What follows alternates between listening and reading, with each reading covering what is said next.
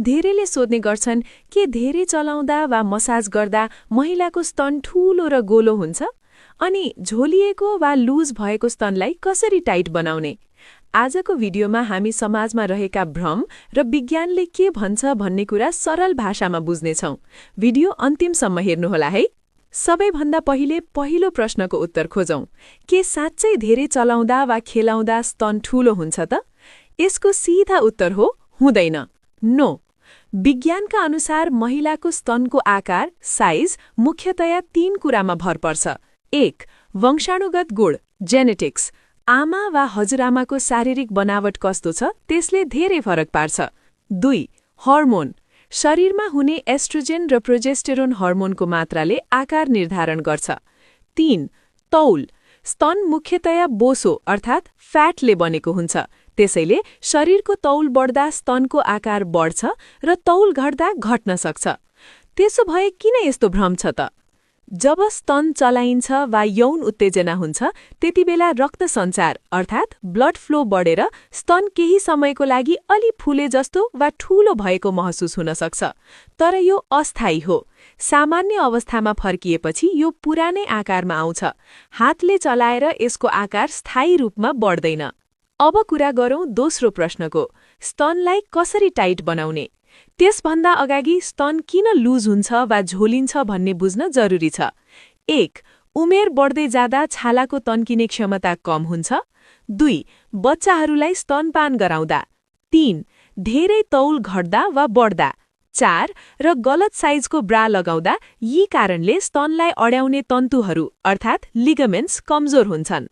चिन्ता नलिनुहोस्, पूर्ण रूपमा प्राकृतिक नभए पनि केही उपायहरू अपनाएर स्तनलाई फर्म वा टाइट बनाउन सकिन्छ।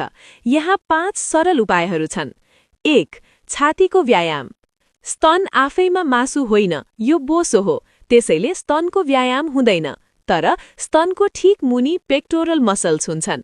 यदि तपाईले पुशअप्स, चेस्ट प्रेस वा वल प्रेस जस्ता व्यायाम गर्नुभयो भने भित्री मांसपेशी बलियो हुन्छ र यसले स्तनलाई माथि उकास्न अर्थात् लिफ्ट गर्न मद्दत गर्छ।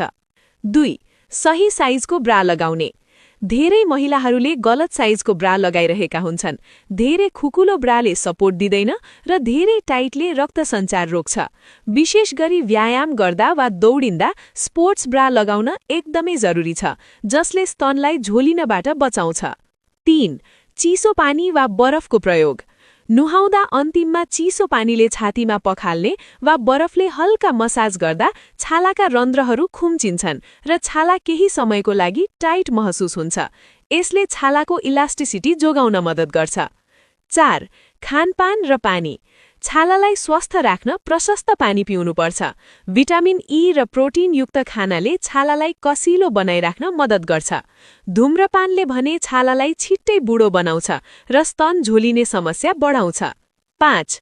पोस्चर वा बसाइको तरिका। तपाई कसरी बस्नुहुन्छ वा हिँड्नुहुन्छ भन्ने कुरामा पनि फरक पर्छ। सधैँ कुप्रो परेर बस्दा स्तन झोलिएको देखिन्छ। ढाड सिधा पारेर बस्दा र हिँड्दा स्तन आकर्षक र माथि उठेको देखिन्छ। अन्तिममा म के भन्न चाहन्छु भने टिभी वा फिल्ममा देखे जस्तो पर्फेक्ट शरीर सबैको हुँदैन। उमेर अनुसार शरीरमा परिवर्तन आउनु प्राकृतिक कुरा हो। कुनै पनि बजारिया क्रिम वा औषधिको पछाडि लाग्नुभन्दा स्वस्थ खानपान, नियमित व्यायाम र सही पोस्चरमा ध्यान दिनुभयो भने तपाई स्वस्थ र आकर्षक देखिनुहुनेछ। यो भिडियो शैक्षिक जानकारीको लागि तयार गरिएको हो। तपाईलाई यो जानकारी कस्तो लाग्यो? कमेन्टमा